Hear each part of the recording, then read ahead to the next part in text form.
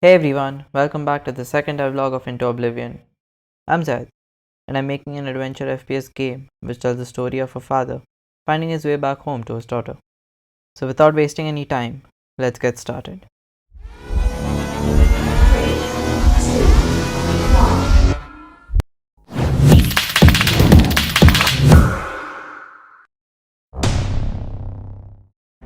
I didn't get much done this month since I have my midterm exams coming up, so this video will be relatively short. After I was done with the lab, I decided to work on what was outside. I started with the basic terrain, added trees, rocks, grass, etc. And with the help of post-processing and skybox, I got it from looking like this to this. Then I worked on the energy pylons. So their role is to make an impenetrable barrier across the world they're in, so that no test subject could go anywhere else in case they ever escaped. Then I made planets around, but the problem came when the planets started to get clipped because the camera could not see that far. And I didn't want to increase the rendering distance because then the game would render a lot more stuff and become demanding. So I created another camera, made it render stuff for only the layers I selected, and made it into an overlay camera. Had it working in no time. After finishing this, I added fog.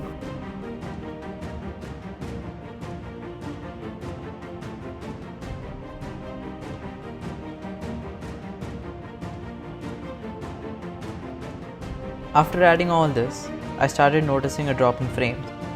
So I tweaked around the quality settings and started using occlusion culling to maximize performance. What does occlusion culling do? It stops rendering objects when they're not seen by the camera because they're obscured or occluded by other objects. And when they come into the camera view, they're rendered back. Here, something to help you visualize.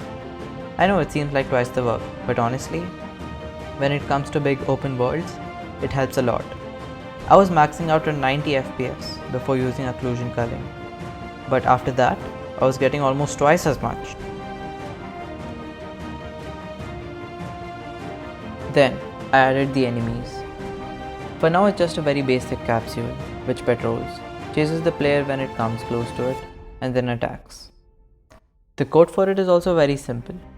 You have a game object, the enemy, which has the script attached to it, then the booleans, which check if the player is in sight or is so close that can be attacked. Then if the player is in sight, the enemy chases the player, and if the player is in the attack range, the enemy attacks the player. Moving on, I loved how the overall vibe of this level was, so I decided to make it the main menu screen.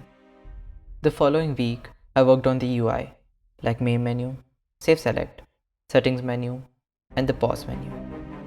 I'm still deciding on whether to be able to navigate the menus with a cursor or a keyboard. I finished so much in the first 2 weeks, and the rest I spent coming up with mechanics and story ideas.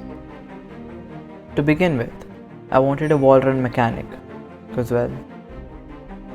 So then, a quick YouTube search gave me many tutorials, but none of them were as fluid as I wanted mine to be. I then came across Unity's FPS project, which had wall run. Played that and I found the mechanic to be super smooth. Went through the code, although a bit intimidating at first. Yeah, I think I should be able to pull it off. It's definitely in my to-do list for September.